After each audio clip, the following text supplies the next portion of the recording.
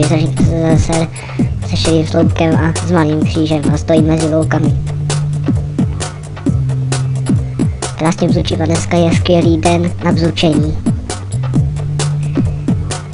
Svítí slunce a projede rychlík ve směru Prdov. Mám ale tabulky takové pozornost a za 5 minut projede osobní vlak ve směru Molohovice.